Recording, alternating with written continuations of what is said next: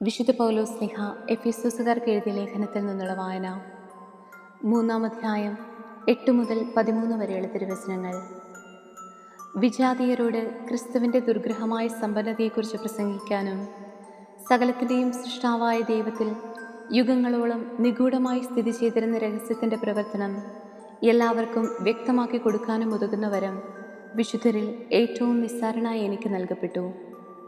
സ്വർഗീയ ഇടങ്ങളിലുള്ള ശക്തികൾക്കും അധികാരങ്ങൾക്കും സഭയിലൂടെ ദൈവത്തിൻ്റെ ബഹുമുഖ ജ്ഞാനം വ്യക്തമാക്കി കൊടുക്കാൻ വേണ്ടിയാണ് അവിടുന്ന് ഇപ്രകാരം ചെയ്തത്.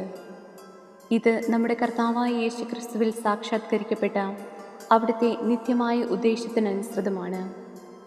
അവനിലുള്ള വിശ്വാസം മൂലം ആത്മധൈര്യവും ദൈവത്തെ സമീപിക്കാൻ സാധിക്കുമെന്ന പ്രത്യാശയും നമുക്കുണ്ട്. അതിനാൽ ഞാൻ നിങ്ങൾക്ക് വേണ്ടി സഹിക്കുന്ന പീഡകളെ പ്രതി നിങ്ങൾ ഹൃദയവിധി അനുഭവിക്കരുത് എന്ന് ഞാൻ അഭ്യർത്ഥിക്കുന്നു. ഈ പീഡകളത്രേ നിങ്ങളുടെ മഹത്വം. നമ്മുടെ കർത്താവായ മിശിഹായ്ക്ക് സ്തുതി. വിശുദ്ധ യോഹന്നാൻ എഴുതിയ സുവിശേഷത്തിൽ നിന്നുള്ള വായന. 15-ാം അധ്യായം 9 മുതൽ 17 വരെയുള്ള തിരുവചനങ്ങൾ. പിതാവ് എന്നെ സ്നേഹിച്ചതുപോലെ ഞാനും നിങ്ങളെ സ്നേഹിച്ചു. നിങ്ങൾ എൻ്റെ സ്നേഹത്തിൽ നിലനിൽക്കുവിൻ. ഞാൻ എൻ്റെ പിതാവിൻ്റെ കൽപ്പനകൾ പാലിച്ച് അവിടുത്തെ സ്നേഹത്തിൽ നിലനിൽക്കുന്നതുപോലെ നിങ്ങൾ എൻ്റെ കൽപ്പനകൾ പാലിച്ചാൽ എൻ്റെ സ്നേഹത്തിൽ നിലനിൽക്കും.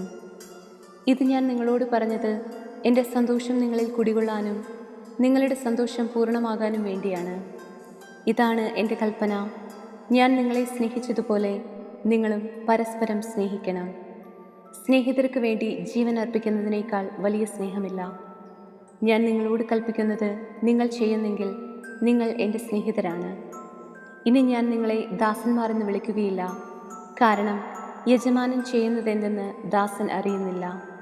എന്നാൽ ഞാൻ നിങ്ങളെ സ്നേഹിതന്മാരെന്ന് വിളിച്ചു. എന്തെന്നാൽ എൻ്റെ പിതാവിൽ നിന്ന് കേട്ടതെല്ലാം നിങ്ങളെ ഞാൻ അറിയിച്ചു. നിങ്ങൾ എന്നെ തിരഞ്ഞെടുക്കുകയല്ല, ഞാൻ നിങ്ങളെ തിരഞ്ഞെടുക്കുകയാണ് ചെയ്തത്. നിങ്ങൾ പോയി ഫലം പുറപ്പെടുവിക്കുന്നതിനും നിങ്ങളുടെ ഫലം നിലനിൽക്കുന്നതിനും വേണ്ടി ഞാൻ നിങ്ങളെ നിയോഗിച്ചിരിക്കുന്നു. തന്മൂലം നിങ്ങൾ എൻ്റെ നാമത്തിൽ പിതാവിനോട് ചോദിക്കുന്നതെന്തും അവിടുന്ന് നിങ്ങൾക്ക് നൽകും. ഞാൻ നിങ്ങളോട് കൽപ്പിക്കുന്നു, പരസ്പരം സ്നേഹിക്കുവിൻ. നമ്മുടെ കർത്താവായ മിശിഹായ്ക്ക് സ്തുതി.